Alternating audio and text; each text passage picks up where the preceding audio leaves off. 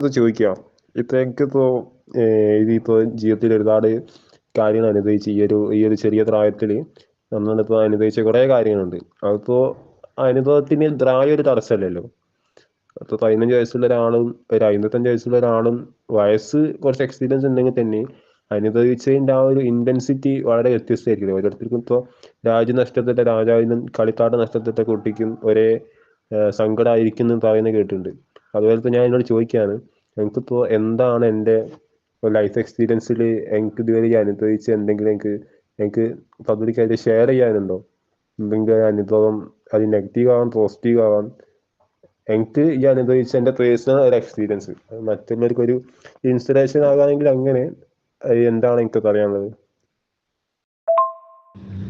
മറ്റുള്ള മറ്റുള്ളവർക്ക് ഷെയർ ചെയ്ത് കൊടുക്കുക എന്നുള്ളത് മറ്റുള്ളവൻ്റെ കോപ്പി അടിച്ചതിന് വേണ്ടി നമ്മളൊന്നും ചെയ്യാൻ നിൽക്കരുത് എന്നേ എനിക്ക് പറയാനുള്ളൂ. നമ്മുടേതായ ഒരു സംഭവം നമ്മൾ കണ്ടെത്തുക. നമുക്കെന്താണോ വേണ്ടത്, നമ്മുടെ വിജയത്തിന് എന്താണോ വേണ്ടത്, നമ്മുടെ പോയി ചെല്ലുന്ന ഇടങ്ങൾ നമുക്ക് ഏറ്റവും വലിയ പരാജയത്തിൻ്റെ പടുകുഴികളായിരിക്കും. നമ്മൾ ജീവിതത്തിലൊരു മറ്റൊരു സ്ഥലത്തേക്ക് പോകുമ്പോഴും മറ്റേ ആളടുത്തേക്ക് പോകുമ്പോഴും ചിലപ്പോൾ നമ്മളെക്കാൾ കഴിവും നമ്മളെക്കാൾ സംസാരിച്ച് നിർത്താനുമുള്ള കഴിവുള്ള ആൾക്കാരുണ്ടാവും, നമ്മളെക്കാട്ടും കഴിവുള്ള ആൾക്കാരുണ്ടാവും. അവരെ തോൽപ്പിക്കാൻ വേണ്ടി ഒരിക്കലും നമ്മൾ ജീവിക്കരുത്. നമ്മൾ എന്ത് ചെയ്യണം? നമ്മൾ ജീവിതത്തോട് നമ്മൾ പൊരുതാനുള്ള ജീവിതം നമ്മൾ ജീവിക്കണം. അത്രേ ഉള്ളൂ. അല്ലാതെ മറ്റൊരാളെ കോപ്പി അടിച്ച് നമ്മൾ ജീവിക്കരുത് എന്നേ ഉള്ളൂ എൻ്റെ ഒരു അഭിപ്രായം. പിന്നെ നമ്മൾ പണത്തിൻ്റെ മുകളിൽ ആരെയും അളക്കാൻ നിൽക്കരുത്. ഏതൊരു മനുഷ്യനും എപ്പം വേണമെങ്കിലും താവാനും കുന്താനും ചാൻസ് ഉണ്ട്.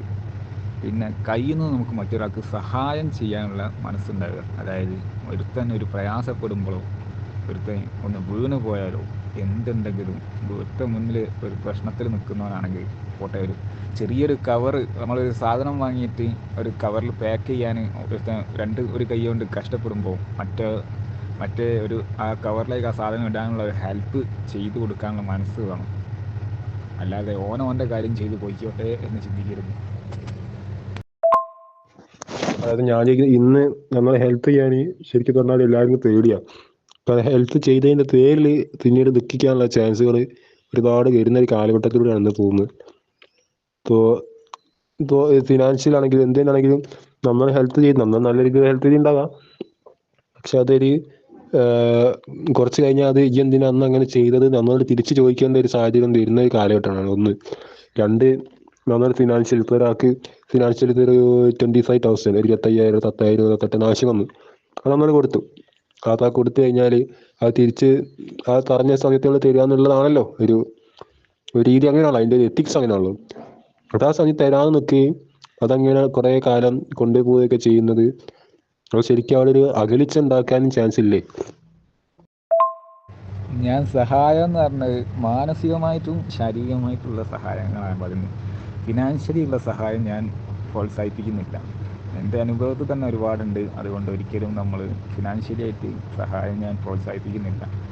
അതിപ്പോൾ ആരാണെങ്കിലും കൊടുത്ത പൈസ ഒരിക്കലും തിരിച്ചു കിട്ടാനും പോകുന്നില്ല, വാങ്ങിയ പൈസ തിരിച്ചു കൊടുക്കാനും പോകുന്നില്ല. അപ്പം വളരെ പ്രശ്നത്തിൽ നിൽക്കുന്ന ഒരു കേസാണ്. വളരെ ബുദ്ധിമുട്ടാണ്. ആ കടത്തിൻ്റെ പേരിൽ തമ്മിൽ തെറ്റുന്നവർ വരെ ഉണ്ട്, തെറ്റിയവരുണ്ട്. അത് വലിയൊരു സീനാണ്. നമ്മൾ പണത്തിൻ്റെ മുകളിൽ ഒരിക്കലും ഒരാളെയും സഹായിക്കാൻ നിൽക്കരുത്. നമ്മൾ മാനസികമായിട്ടും ശാരീരികമായിട്ടും സഹായിക്കാൻ പറ്റുമെങ്കിൽ മാത്രം സഹായം ചെയ്യാം. എൻ്റെ ഒരു അനുഭവത്തിൽ ഞാൻ പറയാം, ഒരിക്കലും പണം ഫിനാൻഷ്യലി ആയിട്ട് നമ്മൾ ഒരിക്കലും ഒരാളെയും സപ്പോർട്ട് ചെയ്യാനോ സഹായിക്കാനോ നിൽക്കരുത്. അല്ലെങ്കിൽ സഹായിക്കാം, പക്ഷേ അത് തിരിച്ചു കിട്ടും എന്ന് വിചാരിക്കരുത്. തിരിച്ചു കിട്ടുമെന്ന് വിചാരിച്ചങ്ങായിട്ട് സഹായം ചെയ്തു കഴിഞ്ഞാൽ അത് ഒരിക്കലും നമുക്ക് അത് ഇതാവില്ല. അത് സഹായമല്ല, അത് കടം കൊടുക്കലാണ്. തിരിച്ചു കിട്ടുന്നുള്ള പ്രതീക്ഷ നമ്മൾ കൊടുക്കുന്നത് സഹായമല്ല, കടം കൊടുക്കലാണ്. ആ കടം കൊടുക്കൽ ഒരിക്കലും തിരിച്ചു വാങ്ങാൻ കഴിയുമെന്ന് ഒരിക്കലും വിചാരിച്ചാലും കൊടുക്കാൻ നിൽക്കരുത്.